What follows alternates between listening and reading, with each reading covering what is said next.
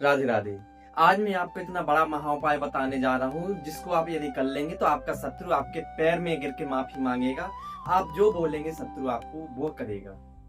शत्रु कितना ही बड़ा क्यों ना हो, शत्रु कितना ही बड़ा पावरफुल क्यों ना हो, कितने ही बड़े पद पर क्यों ना हो, लेकिन आपके प्रयोग के सामने वह कुछ भी नहीं है। कितने ही पैसे वाला क्यों ना हो शत्रु, बड़े बड़े रुतबे वाला शत्रु भी आपके पैर में आके आपसे माफी मांगेगा।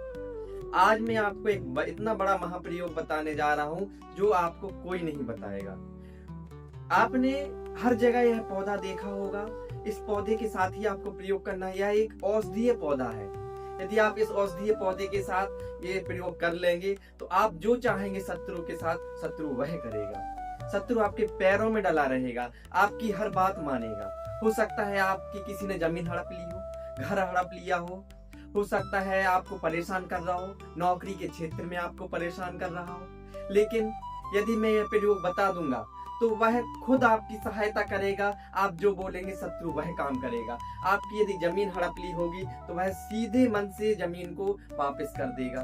यदि वह आपकी नौकरी के क्षेत्र में आपको परेशान कर रहा है तो वो इस प्रयोग को करने के बाद कभी भी आपको परेशान नहीं करेगा और आपके साथ इतने मित्रवत व्यवहार करेगा कि कभी कुछ हुआ ही ना हो। आपको जो मैं बता रहा हूँ यह एक औषधीय पौधा है।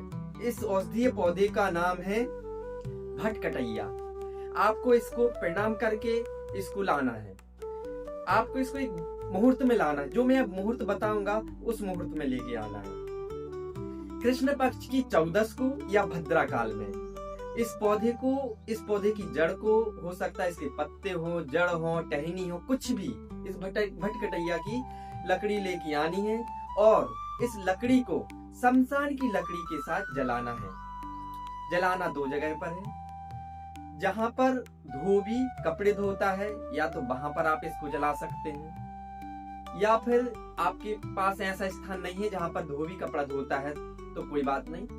आपके गांव में, शहर में, कहीं पर जहां पर तिराहा पड़ता है, जहां पर 3 रास्ते आकर मिलते हैं, उस तिराहे पर इस लकड़ी को जला देना है।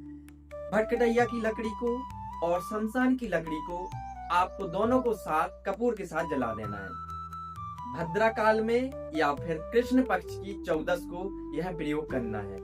आप इतना जबरदस्त इसका प्रयोग का फल देखेंगे कि आपने जो कभी सोचा भी नहीं था वह आपके साथ होने वाला है। शत्रु कितना ही बड़ा क्यों ना हो, आप जो बोलेंगे वह करेगा। और इसका चमत्कार आप अपनी आंखों से खुद देखना कुछ ही घंटों बाद कि आपने प्रयोग किया नहीं कि आपका शत्रु आपके पैर में है। प्रयोग को करना है। जलाने के बाद आपको 5 पीपल के पत्ते लेने हैं।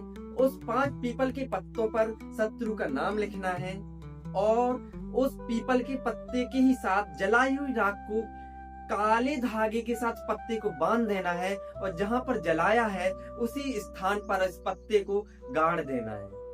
इतना करने के बाद आप देखेंगे कि आपका शत्रु मोह के बल गिर गया है। आप जो कहेंगे वह करेगा। आपकी यदि जमीन हड़प ली होगी तो वह जमीन आपको वापस कर देगा। आपका घर हड़प लिया है तो वो घर वापस कर देगा। नौकरी के क्षेत्र में आपको परेशान कर रहा है तो वह नौकरी के क्षेत्र में आपको बिल्कुल भी परेशान नहीं करेगा और ऐसा मित्रवत व्यवहार करेगा कि कभी कुछ हुआ ही नहीं है। आपकी मदद करेगा। जहां आप बोलोगे वहां आपका वो काम करेगा।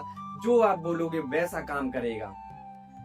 आपको मैंने जो बताई है बात पर अमल करना है। अमल करने के बाद जो प्रयोग मैंने बताया है वह प्रयोग आपको करना है और आप देखेंगे कि कुछ ही घंटों बाद आप जो बोलेंगे वह होगा। और चमत्कार आप खुद अपनी आंखों से देखना, फिर मुझसे बोलना कि ऐसा हो गया है।